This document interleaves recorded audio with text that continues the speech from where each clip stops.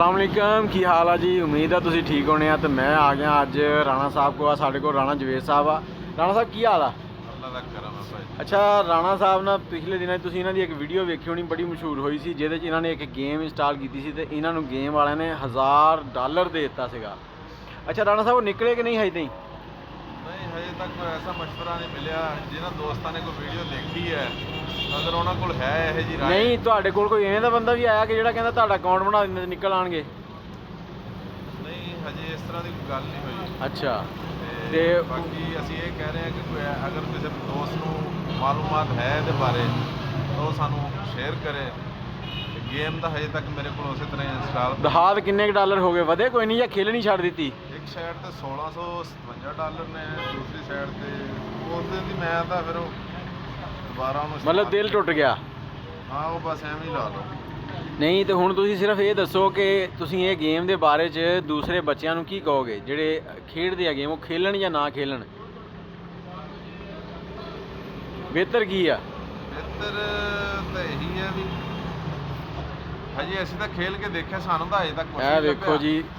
अच्छा ते हुण ये गेम आ रही सामने, हुण इहदे विच उत्थे ही खड़े आ जी $1657 ते $1030 है। वेखो ये उंगल लाई आ, मेरी उंगल भी ठंड ना ठरी पई आ। ए वेखो $1003 $1003 का मतलब आ 2.5 लाख तो उत्ते रकम बनती आ। राणा साहब 2.5 लाख के मालक है। राणा साहब कर्जा कुर्जा किसी को चकना तो चक लो।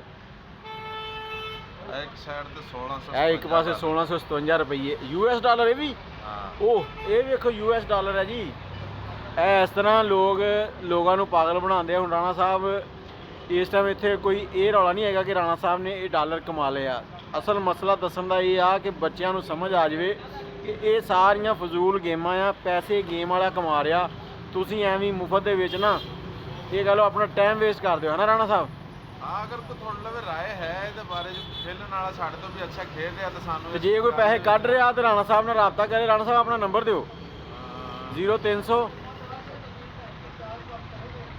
नंबर तो कल ही अगे तो मैं रात को आ ही नहीं नहीं हुण काम वाली कॉल आएगी ना, जो बंदा इस काम को समझता होगा वो करेगा। अच्छा हाँ जी नंबर दो 0303 हाँ जी 7051 7051 009 00303 7051 009। राणा साहब खानेवाल होंगे माशाअल्लाह, इन्हों का अपना कारोबार भी आ। इतने वेले बैठे गेम ही खेलते रहते थे, तो गाहक भी इन्होंने नसा नसू लिया। वेखो दुकान खाली कर ली आ। नहीं माल चुकाया खाली कराएगा।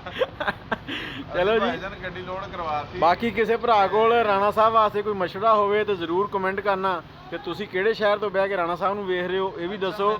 ते इदनान भाई ने दस्सिया कहंदा यार बड़ियां ने हा हा ही ते उन्हां परां दे बड़े कमेंट करे।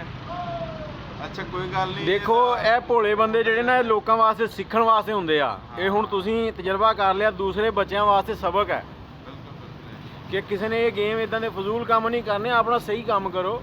ਇਹ ਵੇਖੋ ਨਾ एक सोच नहीं काम करती कि 1600 ਤੇ 1000 $2600 8 ਦਿਨਾਂ ਦੇ ਵਿੱਚ ਕੋਈ 4 ਲੱਖ ਰੁਪਈਆ 4-5 ਲੱਖ ਰੁਪਈਆ ਬਣ ਜਾਂਦਾ। 15 ਕੇ ਦਿਨਾਂ ਦੇ ਵਿੱਚ ਉਹੀ ਨਾ 15 ਦਿਨਾਂ 'ਚ 5 ਲੱਖ ਰੁਪਈਆ ਬਣ ਰਿਹਾ। ਰਾਣਾ ਸਾਹਿਬ ਤੁਸੀਂ ਤਾਂ ਅਮੀਰ ਹੀ ਅਮੀਰ ਹੋ।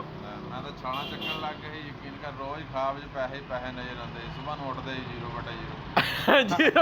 0/0 ਚਲੋ ਜੀ ਰਾਣਾ ਸਾਹਿਬ ਵਾਸਤੇ ਦੁਆ ਕਰਨਾ। ਤੇ ਇਹ ਗੇਮ ਜਿਹੜੀ ਨਾ ਇਹ ਫਜ਼ੂਲ ਹੈ, ਇਹਨੂੰ ਤੁਸੀਂ ਹੁਣ ਨਹੀਂ ਖੇਲਣਾ। अल्लाह अगर किसी को है इहदे बारे कोई राय है तो नहीं वो तो नंबर दे दिता आ। करी हुई है जे किसी बंदे ने पैसे कढ़ाए आ तो राणा साहब ਨੂੰ फोन करके इन्हों तरीकाकार दसो।